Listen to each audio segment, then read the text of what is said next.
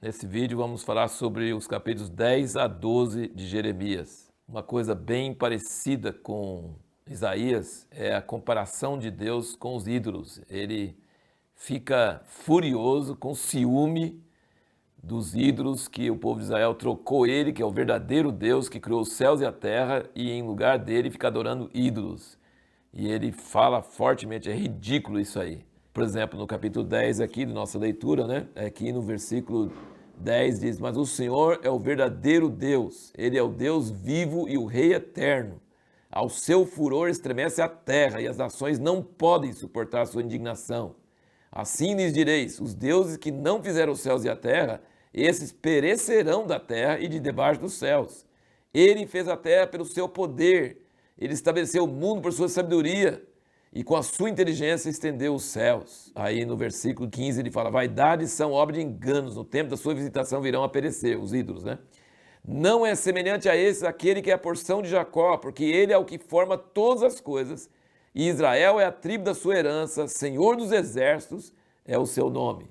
Então, assim como em Isaías, Deus se compara com os ídolos e fala que os ídolos são ridículos e que ele é o Deus que criou os céus e a terra e tudo que existe, inclusive a matéria-prima da qual eles fazem os ídolos, e que ele é o Deus de Israel, ele é o Santo de Israel. Então são as duas coisas que a Bíblia nossa mostra claramente, que Deus é o Criador, o único Deus verdadeiro que criou todas as coisas, e que ele é o Deus de Israel. Essas duas coisas são muito claras. Ele escolheu Israel não porque ele ama mais Israel do que os outros, mas porque ele quer mostrar para toda a humanidade a natureza dele, a fidelidade dele. Se ele escolheu Abraão, ele escolheu os descendentes de Abraão depois de Abraão para mostrar a sua fidelidade, a sua natureza e tornar Israel, os descendentes de Abraão, como uma bênção para toda a terra.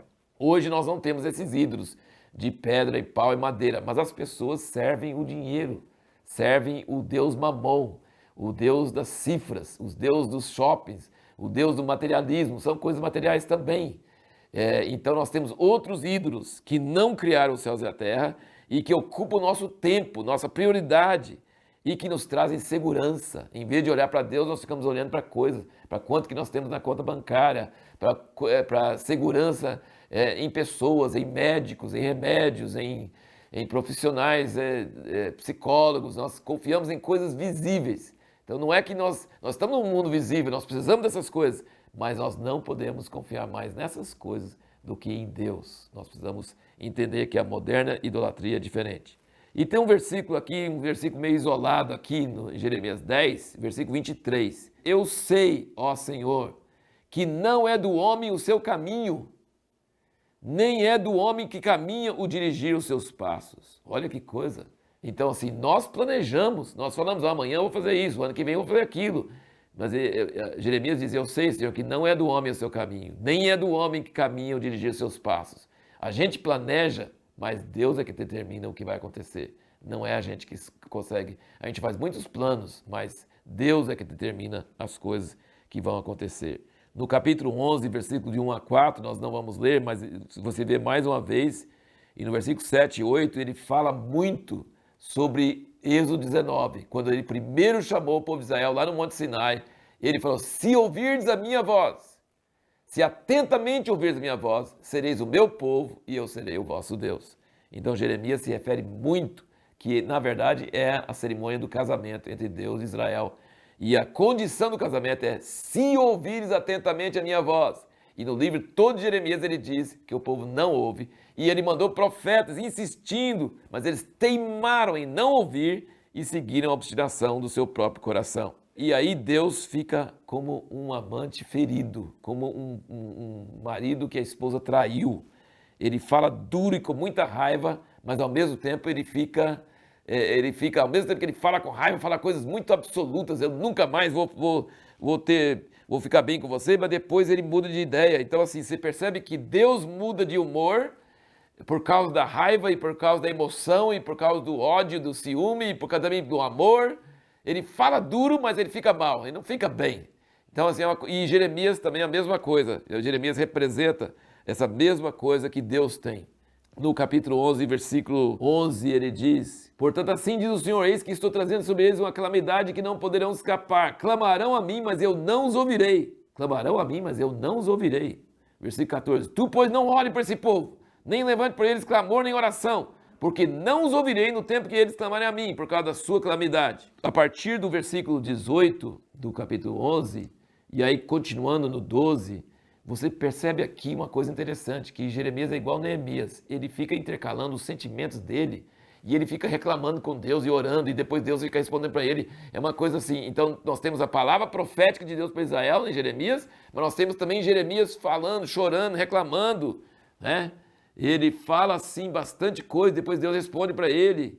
E ele fala, no capítulo 12, versículo 1, justo és, ó Senhor, ainda quando eu pleitei contigo. Então ele já começa falando, eu não estou blasfemando, não estou duvidando, ele é igual Jó. Eu não vou, o Senhor é justo, mesmo quando eu reclamo contigo. Contudo, pleitearia a minha causa diante de ti, porque prospera o caminho dos ímpios, porque vivem em paz todos os que procedem aleivosamente. Plantaste-os e eles se arraigaram, medram, dão também frutos, chegaram a estar à sua boca, porém longe do seu coração. Ele está reclamando com Deus. Ele fala, eu sei que o Senhor é justo. Por favor, não entenda que eu estou duvidando do Senhor. Mas me explica isso aí. Por que os ímpios estão prosperando? Aí no versículo 3 ele fala, mas tu, ó Senhor, me conheces, tu me vês, prova o meu coração para contigo. E assim por diante. Tem hora que Jeremias chora diante de Deus pelo povo, tem hora que ele quer que Deus vingue do povo, que Deus castigue o povo, que mais que eles se deem mal, sabe? Mas tem outra hora que ele muda. E Deus também está assim. Então Deus e o profeta ficam alternando entre ira contra o povo e entre amor por eles, sabe? É aquele amante ferido, sabe? Ama, mas está com raiva. É uma coisa impressionante. E aí quando Deus responde para Jeremias sobre essa pergunta, por que o ímpio prospera? O versículo 5 é famoso, tem até um livro com esse nome. Se te fatigas correndo com homens que vão a pé, então como poderás competir com cavalos? Se foges numa terra de paz, como has de fazer na soberba do Jordão? Pois até os teus irmãos e a casa de teu pai, eles mesmos se houveram aleivosamente contigo. Eles mesmos clamam por ti em altas vozes. Não te fies neles, ainda que te digam coisas boas. Olha que coisa. Deus está falando com Jeremias. Você já está começando a cansar? Você está correndo com homens ainda. Você ainda vai ver coisa muito pior. Toma vergonha na cara, rapaz. Deus deu uma dura nele. Você está cansado de correr com homens que vão a pé? E aí se invocar a cavalo? E ele falou assim, não confie em tua família. Coitado de Jeremias, não tinha ninguém a favor dele, nem a família. Ele falou assim, quando eles falam bem com você, não acredite, porque não é verdade, é terrível. Já pensou? E a pergunta que nós vamos responder no próximo vídeo é, por que Jeremias desobedece à ordem de Deus para não orar pelo povo dele?